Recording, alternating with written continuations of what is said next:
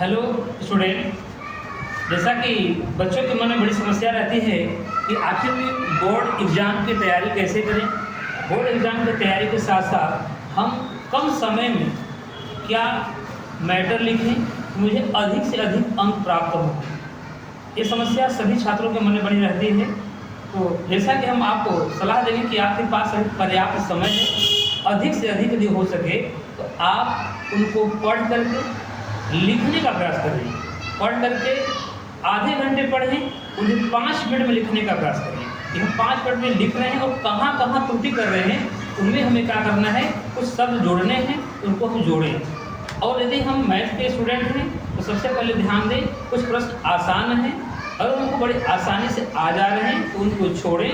जो प्रश्न यदि हमें कठिनाई महसूस कर रहे हैं या आसान दिला रहे हैं, कठिन है, वहाँ पर निशान बना करके उनको अलग छोड़ते जाएँ।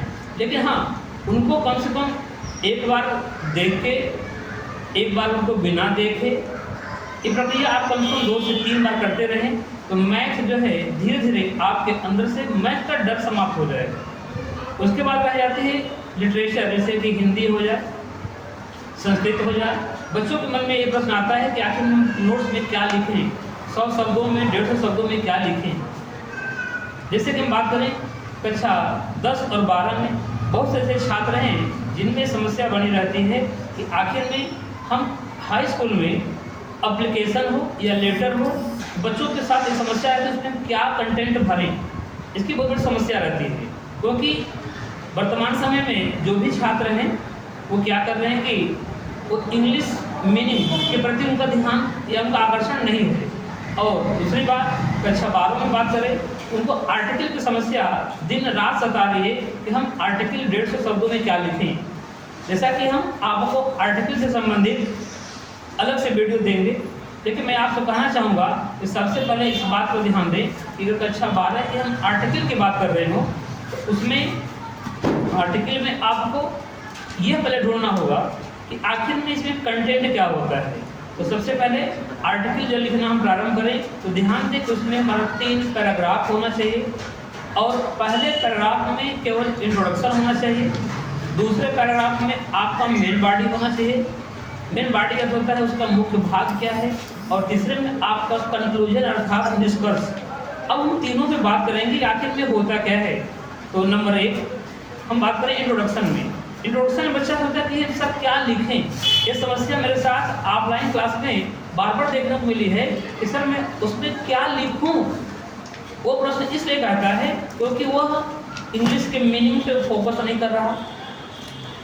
तो हम उनसे ये कहना चाहेंगे, पहले वो किसी टॉपिक को, अगर कोई टॉपिक यदि आपको आर्टिकल में मिल जाती है तो सबसे पहले अब बात ये करें कि आखिर में, जैसे कि मेरे पास एक टॉपिक आ गई, हम बात करेंगे लेडीज एम्पावरमेंट या आपके साथ एक टेररिज्म या पोल्यूशन या कोई एक टॉपिक या साइंस भी आ जाता है। तो हमने टॉपिक चुन लिया साइंस चुन लिया। तो साइंस में हम पहले इंट्रोडक्शन में ये बात ध्यान देंगे कि आखिर में साइंस होता क्या है। तो मैं 4 से 5 शब्दों का प्रयोग करूँगा और इंट्रोडक्शन आपका लिख लिया जाएगा। नंबर 1 क्या, अर्थात साइंस क्या है। क्यों, अर्थात साइंस क्यों, साइंस का प्रयोग हम क्यों करते हैं। उसके बाद तीसरा है कब, यानी साइंस का प्रयोग हमें कब करना चाहिए।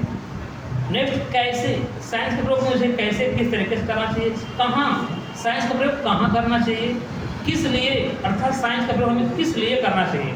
इन 5 बिंदुओं को देखें तो इन 5 बिंदुओं से हम 5 लाइन भली भांति लिख लेंगे, जिनमें से कि 5 लाइन का मतलब आपकी मिनिमम 40 से 50 वर्ड हो जाएंगे। और आपको आर्टिकल लिखने के लिए मात्र 150 शब्द आते हैं, जिनमें से कि आपको 150 शब्द के बजाय आप 40 वर्ड ही लिखने का प्रयास करें। मेन मैटर आता है कि आखिर में मेन बॉडी अर्थात मुख्य भाग में क्या लिखें। तो मुख्य भाग में हमें ध्यान देना होता है कि आखिर में कुछ इंट्रोडक्शन की चीज़ें लेकर उसके बाद उसमें हम मुख्य घटनाओं में हाँ या ना, यानी वो सही है या गलत है, इनको जोड़ करके हम 4 लाइन बनाएंगे। तो 4 लाइन में आपका हो जाएगा कम से कम 40 वर्ड और ये हो जाएगा मुख्य भाग। रह जाती है कंक्लूजन निष्कर्ष की। तो निष्कर्ष में हम पहुँचते हैं तो निष्कर्ष पे ध्यान देंगे। निष्कर्ष में हमेशा रिजल्ट लाभ होगा या हानि होगी, कमी है या उससे कोई नुकसान या फायदा है, इन सब चीज़ों को अगर वहाँ देते हैं तो इनमें किसी का लाभ गिनाएंगे तो कम से कम 2 लाभ, किसी की हानि दिखाएंगे 2 हानि, 4 यानी 4 लाइन का मतलब 40 वर्ड अगर देखें तो तीनों मिलकर के हो जाता है आपका 120 वर्ड। और मुझे 100 से 120 वर्ड लिखना है और बहुत ही आसान हो जाएगा। जैसा कि मैं इसका एक वीडियो दूंगा कि आखिर में इसको लिख कर दिखाऊंगा। इसके साथ बच्चों के मन में रहता है कि आखिर में हम आर्टिकल जो है कि कैसे, तो हमने कहा कि उसमें हमेशा जब भी अधिक से अधिक हो सके आपको 3rd पर्सन को उसमें प्रयोग करनी। उसी के साथ एप्लीकेशन के साथ लेटर की भी बात आती है। लेटर में भी समस्या होता है, लेटर में क्या लिखें, तो कक्षा 12वीं कक्षा का परेशान रहता है कि लेटर कैसे लिखें। तो लेटर में सबसे पहले ध्यान देना होता है कि आप पेपर पे अपने लेफ्ट साइड में सबसे पहले सेंडर्स नेम या कह सकते हैं सेंडर्स, भेजने वाले का पता, भेजने वाले के पता के बाद आप एक लाइन गैप करके वहाँ डेट डालेंगे। डेट डालने के बाद अब रिसीव यानी आपको प्राप्तकर्ता का पता, प्राप्तकर्ता का पद, पहले पद डाल करके उनका हम पता डालेंगे। इसके बाद हम सब्जेक्ट के बाद आपको वहाँ पे रिक्वेस्टेड सर या मैडम लिखने के बाद ये मन में शंका होती है कि इसके बाद सर क्या लिखा जाए।